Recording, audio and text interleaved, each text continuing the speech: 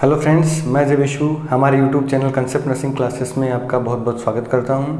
अगर आपने अब तक हमारा चैनल सब्सक्राइब नहीं किया है तो प्लीज़ चैनल को सब्सक्राइब करें और बेल आइकन को प्रेस करें ताकि आगे आने वाली क्लासेस के नोटिफिकेशन आपको मिलते रहें।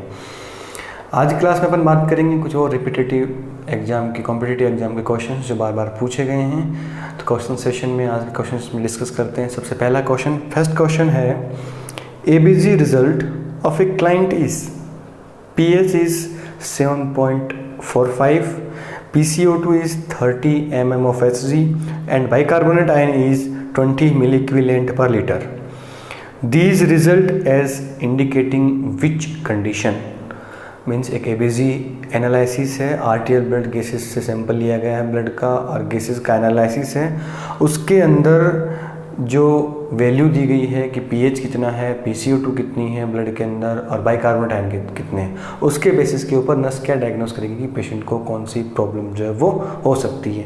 तो ऑप्शन देखिए, फर्स्ट वन है metabolic acidosis compensated, option B respiratory एल्कोसिस compensated, option C metabolic एल्कोसिस अनकंपनसेटेड, option D respiratory acidosis अनकंपनसेटेड। देखिए सबसे पहले बात करते हैं वैल्यू की। pH जो है वो जनरली 7.35 टू 7.45 होती है। इसके अंदर pH नॉर्मल वैल्यू के अंदर है बट हायर साइडेड है।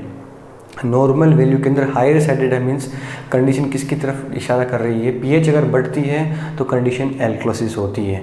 बात करें इसके अंदर PCO2 की, तो PCO2 जो है वो नॉर्मल से भी कम है, यानी कंडीशन यहाँ भी कौन सी अराइज हो रही है, एल्कोसिस अराइज हो रही है। बल्कि बाइकार्बोनेट आयन भी क्या है, कम है।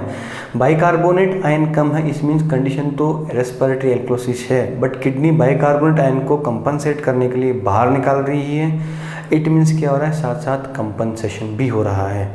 तो कंडीशन आंसर क्या होगा, ऑप्शन बी कंपनसेटेड रेस्पिरेटरी एल्कोसिस, यानी रेस्पिरेटरी एल्कोसिस के साथ साथ बॉडी जो है वो क्या कर रही है, कंपनसेट भी कर रही है। तो इसका राइट आंसर होगा ऑप्शन बी। इंपॉर्टेंट क्वेश्चन है, ABG एनालिसिस के बहुत सारे क्वेश्चन जो हैं वो एग्जाम में पूछे जाते हैं, तो आप इसको ध्यान से पढ़ें। नॉर्मल वैल्यू हर चीज़ की जो है वो डिनोट करके रखें, रिमेंबर करके रखें कितनी कितनी होती है। चलिए बात करते हैं अपन नेक्स्ट क्वेश्चन की। नेक्स्ट क्वेश्चन है, a patient's blood APTT activated partial thromboplastin time जो होता है is 65 second, who is receiving heparin therapy for DVT deep venous thrombosis, what should nurse to do. Means एक पेशेंट है जो heparin therapy receive कर रहा है और उस केस के अंदर पेशेंट का APTT लिया गया है जो जनरली 65 सेकेंड है।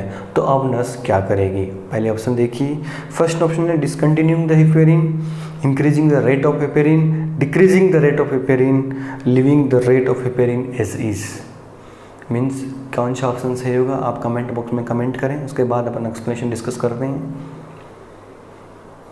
देखिए इसका राइट आंसर होगा ऑप्शन डी, जो रेट हिपेरिन की है उसी रेट पे एज यूजुअल छोड़ देना है, ना तो कम करना है, ना बंद करना है, ना रेट को बढ़ाना है।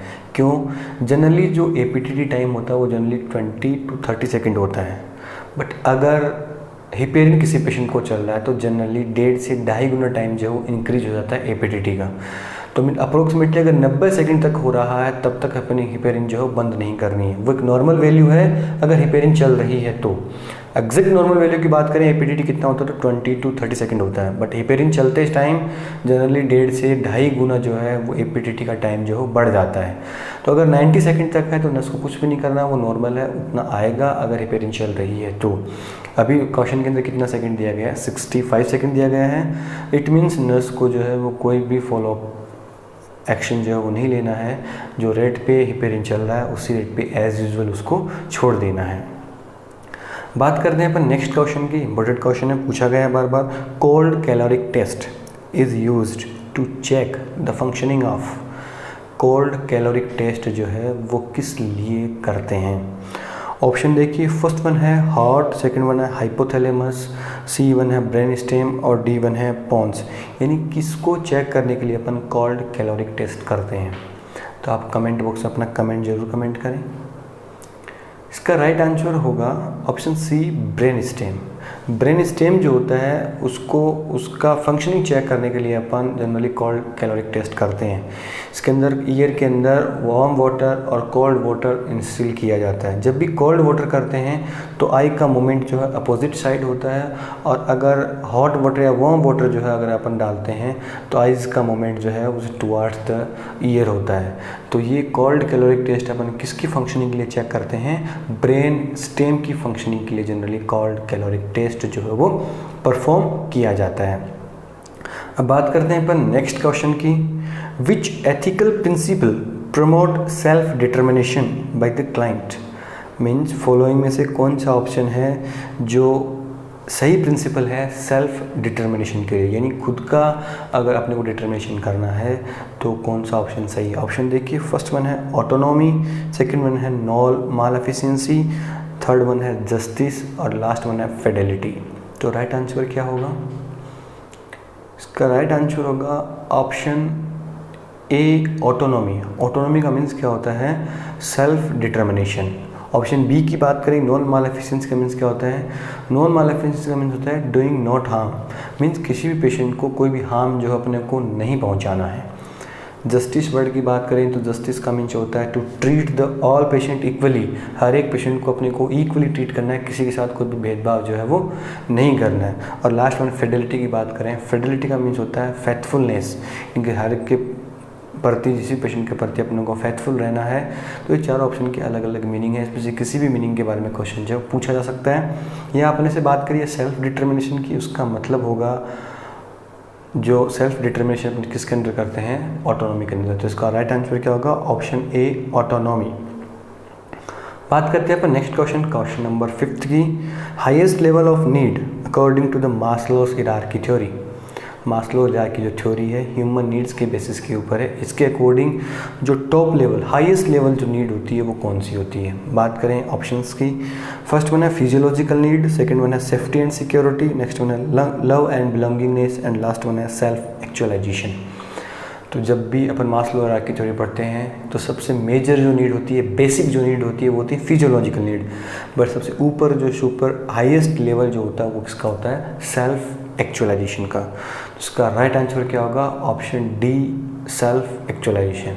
अगर मोस्ट कॉमन या बेसिक नीड की बात करी जाए तो ऑक्सीजन है, शेल्टर है, फूड है, ये सारी बेसिक नीड्स होती हैं एक ह्यूमन बीइंग की जो फिजियोलॉजिकल नीड के अंदर आती हैं, तो सबसे लोवेस्ट है। और सबसे हाईएस्ट की बात करी जाए तो क्या आएगा?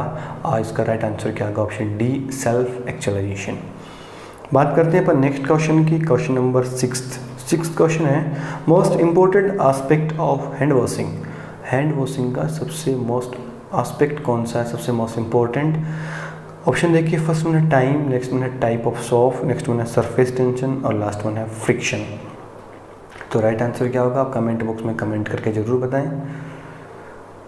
राइट आंसर होगा ऑप्शन डी फ्रिक्शन।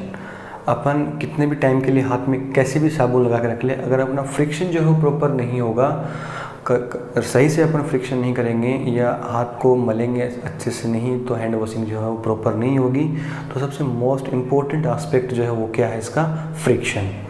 चलिए बात करते हैं अपन नेक्स्ट क्वेश्चन। नेक्स्ट क्वेश्चन है the type of fever in which temperature fluctuate more than 2 degree centigrade all above normal during 24 hours period is. Means क्या पूछना चाह रहे हैं कि एक पेशेंट है जिसका टेम्परेचर जो है वो 2 डिग्री सेंटीग्रेड से ज़्यादा 24 घंटे के अंदर फ्लक्चुएट कर रहा है, बट नॉर्मल नहीं आ रहा, नॉर्मल से हमेशा ऊपर है। फीवर तो पेशेंट को कंटिन्यूसली है। ऐसे टाइप के फीवर को अपन कौन सा फीवर बोलेंगे? आंसर देखिए, फर्स्ट वन है इंटरमिटेंट फीवर, नेक्स्ट वन है रेमिटेंट फीवर, सी वन है रिकरेंट फीवर और डी वन है रिलैप्सिंग फीवर। राइट आंसर क्या होगा? कमेंट बॉक्स में कमेंट करें।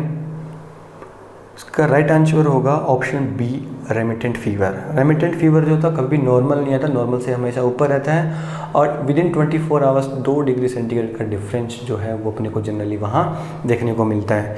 बात करें अलग फीवर, अलग जो और अदर टाइप दे रखे हैं, इंटरमिटेंट फीवर का मीन्स क्या है? रुक रुक के जो है फीवर आता है। अगर रिकरेंट की बात करें तो बार बार अपना फीवर जो है वो आएगा, पर इसी को बोलेंगे अपन रिकरेंट फीवर।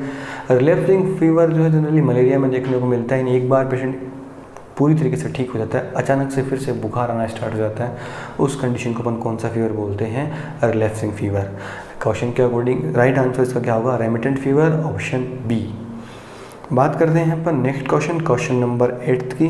8th क्वेश्चन है which nursing action is essential prior to initiating a new prescription of 500 ml of fat emulsion to infuse at 50 ml per our.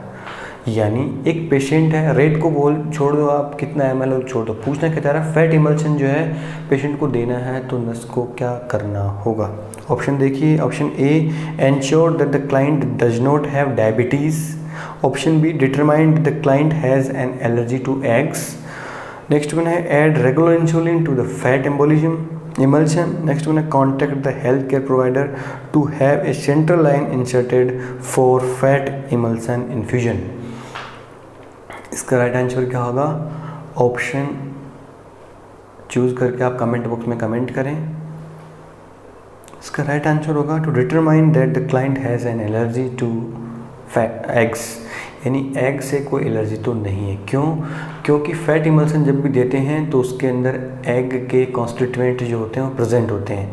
अगर पेशेंट को एग से एलर्जी रहेगी तो वहाँ कोई भी शॉक एनाफाइलेटिक रिएक्शन जो है वो राइज होने के चांसेस हो सकते हैं। तो पेशेंट को पहले से असेस करना है कि उसको कोई भी एग के प्रोडक्ट से एलर्जी तो नहीं है, उसके बाद ही अपने क्या करना है? फैट प्रोडक्ट जो होते हैं उनको इन्फ्यूज करवाना है। बात करते हैं अपन अभी next question, question number 9th। Next question है which is considered an internal disaster. इसमें से इंटरनल डिजास्टर का एग्जाम्पल कौन सा है? ऑप्शन देखिए, patient fall down, next one है the massive spread of pneumonia, next one है ए कंप्यूटर हैकिंग एपिसोड, और नेक्स्ट वन है unexpected staff absence due to illness. तो राइट आंसर क्या होगा? आप कमेंट बॉक्स में कमेंट करके ज़रूर बताएं। देखिए, इंटरनल डिजास्टर का मतलब क्या होता है? वो डिजास्टर जो कन्फाइन इन द हॉस्पिटल होते हैं, हॉस्पिटल सेटअप के अंदर जनरली देखने को मिलते हैं, वो डिजास्टर इंटरनल डिजास्टर कहलाते हैं। तो इसका राइट आंसर क्या होगा? हॉस्पिटल के अंदर कौन सी सिचुएशन हो सकती है? सिर्फ और सिर्फ पेशेंट फॉल डाउन हो सकता है बेड से। कौन सा डिजास्टर होगा? वो इंटरनल डिजास्टर। बात करें ऑप्शन बी की massive spread of pneumonia, community के अंदर निमोनिया फैल रहा है, हॉस्पिटल सेटअप से बाहर की बात है, कंडीशन को अपन क्या बोलेंगे? External disaster. नेक्स्ट वन है computer hacking episode. Computer hacking episode जो है वो एक इंफॉर्मेशन टेक्नोलॉजी डिजास्टर हो सकता है, क्योंकि वो एक टेक्नोलॉजी से रिगार्डिंग है। अगर कंप्यूटर कहीं हैक कर लिया गया तो कौन सी कैटेगरी के अंदर आएगा? वो information technology disaster. Option D की बात करें, अगर स्टाफ जो है उसकी लेकिंग आ रही है तो वो किसके अंदर आएगा? अपन एक्सपेक्टेड कर सकते हैं कि वो एक स्टाफ क्राइसिस है। बात करते हैं next one, which of the following is the reason for the intradermal injection to be used for testing allergic reaction. Means जो भी एलर्जिक रिएक्शन है उसको चेक करने के लिए अपन जनरली जब भी इंजेक्शन इंट्रोड्यूस करते हैं वो सिर्फ और सिर्फ इंट्राडर्मल इंजेक्शन से करते हैं। इंट्राडर्मल रूट से करने के पीछे पर्पस क्या है? ऑप्शन देखिए, फर्स्ट ऑप्शन है it is less painful, it is easy to administer, it diffuse rapidly, it diffuse slowly. Right answer क्या होगा? कमेंट बॉक्स में कमेंट करके आप ज़रूर बताएं। इसका राइट आंसर होगा option D, it diffuse slowly. जब भी अपन इंट्राडर्मल इंजेक्शन इन्फ्यूज़ करते हैं तो वो स्लोली डिफ्यूज़ होता है, अब्जॉर्प्शन स्लोली होता है। अगर अब्जॉर्प्शन स्लोली होगा तो एडवर्स रिएक्शन जो आएगी, एलर्जिक रिएक्शन आएगी, वो लेट आएगी तो एडवर्स रिएक्शन आने के चांसेस जो कम होते हैं। अगर अपन इमीडिएटली डाल दिया, आईवी रूट से लगा दिया, इफेक्ट जल्दी आ गया, तो हो सकता है कि पेशेंट किसी भी एनाफाइलेटिक शॉक में चला जाए। तो जनरली कौन सा रूट अपन प्रेफर करते हैं जब भी एएसटी करते हैं किसी भी एंटीबायोटिक किसी भी ड्रग की? तो जनरली इंट्राडर्मल रूट प्रेफर किया जाता है। उसके पीछे रीज़न क्या होता है? क्योंकि उसको डिफ्यूज़ वो क्या होता है? स्लोली होता है। बात करते हैं अपन नेक्स्ट क्वेश्चन की, the appropriate needle size for insulin injection is. Insulin का इंजेक्शन एक लगाना है तो सही साइज़ क्या होगी सिरिंज की, नीडल की? बात करते हैं अपन ऑप्शन ए 18 गेज और 1.5 inch long, 22 gauge 1 inch long, 22 gauge 1.5 inch long, 25 gauge 5/8 inch long. इसका राइट आंसर क्या होगा? इंसुलिन लगाने के लिए जो गोज होता है वो बहुत छोटा होता है, बड़ी गोज की नीडल काम में नहीं ली जाती, जनरली सबक्यूटेनियस रूट से इंसुलिन लगाया जाता है। इसका राइट आंसर क्या होगा? Option D 25 gauge 5/8 inch long needle जो होती है वो इंसुलिन इंसर्शन के लिए काम में ली जाती है। बात करते हैं अपन next question, 12th question. A drug that relieve the flatulence is known as, वह कौन सी ड्रग है जो फ्लूटुलेंस को रिलीव करने के लिए काम में ली जाती है। ऑप्शन देखिए, ऑप्शन ए है कार्मिनेटिव, ऑप्शन बी है परगेटिव, ऑप्शन सी है एंटासिड, ऑप्शन डी है एस्ट्रिजेंट। कौन सी टाइप की ड्रग होगी? आंसर होगा कार्मिनेटिव ड्रग। कार्मिनेटिव ड्रग जो होती है वो जनरली फ्लूटुलेंस या गैसेस को पास करने के लिए काम में ली जाती है, उसको रिलीफ प्रोवाइड करने के लिए काम में ली जाती है। परगेटिव ड्रग होती हैं वो जनरली अपन कॉन्स्टिपेशन में देते हैं, कॉन्स्टिपेशन को रिलीव करने के लिए। एंटासिड ड्रग होती हैं वो एसिडिटी को न्यूट्रलाइज करने के लिए पेशेंट को दी जाती हैं कि HCl को न्यूट्रलाइज कर देती हैं। और लास्ट में एस्ट्रिजेंट, एस्ट्रिजेंट GIT के अंदर ब्लीडिंग या कहीं स्वेलिंग आ रही है तो उसको स्टॉप करने के लिए अपन कौन से ड्रग देते हैं? एस्ट्रिजेंट एजेंट देते हैं। इस क्वेश्चन का राइट आंसर क्या होगा? Option A carminative drug. Next बात करते हैं अपन question number 13th। Next question है adequacy of collateral circulation before radial artery cannulation is done with the help of which test? which test spelling translate का which test means अगर radial artery का collateral circulation का अपने को assessment करना है तो अपन कौन से टेस्ट से करेंगे? ऑप्शन देखिए, फर्स्ट वन है एलेंस टेस्ट, सेकंड वन है वेबर टेस्ट, थर्ड वन है रेने टेस्ट, फोर्थ वन है कॉल्ड टेस्ट। सब ऑप्शन अलग अलग है, आपके अकॉर्डिंग राइट आंसर क्या होगा? इसका राइट आंसर होगा option A Allen test. Allen test के अंदर क्या करता है? रेडियल एलन आर्टरी को स्क्वीज कर लेते हैं, वहाँ पिंच कर लेते हैं, उसके बाद देखते हैं कोलेटरल सर्कुलेशन जो है वहाँ कितने टाइम में उसको जब भी छोड़ते हैं तो वहाँ कोलेटरल सर्कुलेशन या ब्लड की सप्लाई है वो कितनी देर में होती है, कितनी देर में रिफिलिंग होती है। अगर रिफिलिंग नहीं हो रही है प्रॉपर, इट मीन्स प्रॉपर से रेडियल एलन आर्टरी काम नहीं कर रही हैं, वहाँ से अपने को सैंपल जो है वो कलेक्ट कर नहीं करना है। तो जब भी ABG लेते हैं, ABG लेने से पहले अपने को एलन टेस्ट करना पड़ता है। बात करें वेबर टेस्ट और रेने टेस्ट की, वेबर टेस्ट जो है फोरहेड से किया जाता है, Rinne test behind the ear से किया जाता है। बट दोनों के दोनों टेस्ट किसको डिनोट करने के लिए किए जाते हैं? हियरिंग असेसमेंट के लिए, कि हियरिंग असेसमेंट में कौन से टाइप का हियरिंग लॉस पेशेंट को है, कंडक्टिव हियरिंग लॉस है कि सेंसरी हियरिंग लॉस है, उसको पता लगाने के लिए कौन सा टेस्ट करते हैं? वेबर टेस्ट और रेने टेस्ट। बात करें लास्ट वन टेस्ट की, कोल्ड टेस्ट। तो कोल्ड कैलोरी का भी आज के सेशन में डिस्कस किया, कोल्ड टेस्ट अलग है। कोल्ड टेस्ट के अंदर यूरिन का सैंपल लेते हैं और एल्बुमिन का पता लगाते हैं कि इसके अंदर एल्बुमिन की प्रेजेंस है कि नहीं है, कितना एल्बुमिन जो है वहाँ से निकल रहा है। तो यूरिन के अंदर एल्बुमिन की प्रेजेंस लगाने के लिए कौन सा टेस्ट किया जाता है? Cold test. नेक्स्ट वन बात करते हैं while instilling ear drop the ear canal of an adult is straightened by pulling the pinna, यानी अगर अपन एडल्ट के अंदर ईयर ड्रॉप डालनी है, ईयर के अंदर मेडिसिन इंसर्ट करनी है तो अपन पीना को किस साइड में अपन पुल करेंगे? ऑप्शन देखिए, down and back, option B up and back, option C straight down और ऑप्शन डी स्ट्रेट बैक। तो राइट आंसर क्या होगा? ये क्वेश्चन कैसे भी पूछा सकता है, एडल्ट के अंदर पूछ सकते हैं, बच्चों के अंदर पूछ सकते हैं। अगर बड़ा है, एडल्ट है, ईयर को ऊपर से पकड़ना है, छोटा है तो कान को नीचे से पकड़ना है। ये याद रखने के लिए एक जनरल फिनोमिना है, किधर से पकड़ो, ऊपर से या नीचे से, उसके बाद ईयर को लेके तो जाना किस साइड? बैक साइड ही लेके जाना है। तो इसलिए एडल्ट के अंदर पूछा है तो राइट आंसर क्या होगा? अप एंड बैक, ऊपर से और पीछे की तरफ लेके जाना है। अगर बच्चे के अंदर पकड़ते हैं नीचे से लेके बैक लेके जाना है। तो बच्चे के अंदर भी याद होना चाहिए, एडल्ट के अंदर भी याद होना चाहिए। इस क्वेश्चन के अंदर अपना राइट आंसर क्या होगा? Option B up and back. बात करते हैं नेक्स्ट क्वेश्चन, लास्ट क्वेश्चन की सेशन के, plasma protein which determine oncotic pressure. कौन सी प्लाज्मा प्रोटीन है जो ऑन्कोटिक प्रेशर को डिटरमाइन करती है? ऑप्शन देखिए, first one albumin, second one globulin, option C heme और option D prothrombin. Right answer क्या होगा? राइट आंसर होगा ऑप्शन ए एल्बुमिन। एल्बुमिन जो होता है वो मेजर एंटी प्रोटीन होती है जो ऑन्कोटिक प्रेशर को मेंटेन करने का काम करती है। क्योंकि ऑन्कोटिक प्रेशर क्या होता है, ऑन्कोटिक प्रेशर कम हो जाएगा तो बॉडी के अंदर एडिमा आ जाता है। उस एडिमा से बचाने के लिए कौन सी प्रोटीन जो सबसे ज़्यादा हेल्पफुल है? Albumin. Globulin generally immunity provide करने के लिए रिस्पॉन्सिबल होती है, जो एंटीबॉडी का प्रोटेक्शन करती है। हीम जो होता है वो ब्लड के अंदर अपना रोल जो है वो प्ले करता है। तो सबसे मेजर जो प्रोटीन होती है जो ऑन्कोटिक प्रेशर को मेंटेन करने का काम करती है वो कौन सी प्रोटीन होती है? एल्बुमिन। प्रोथ्रोम्बिन थ्रोम्बिन का काम भी क्लोटिंग का होता है। तो ये था अपना आज का एक छोटा सा और क्वेश्चन सेशन। कंटिन्यूसली हमारे यूट्यूब चैनल से जुड़े रहिए आप, हम ऐसी वीडियोस जो आपके लिए लेके आते रहेंगे। कुछ स्टूडेंट्स का कहना है कि वीडियोस का क्वेश्चन सेशन जो टाइम बढ़ाया जाए, इसके लिए भी हम जरूर कोशिश करेंगे। आगे आने वाले क्वेश्चन हो सके कि आगे आने वाली वीडियोस के अंदर क्वेश्चन सेशन जो है वो थोड़ा लंबा चले। हमारे YouTube channel concept nursing classes आपका जुड़ने के लिए बहुत बहुत धन्यवाद। Thank you.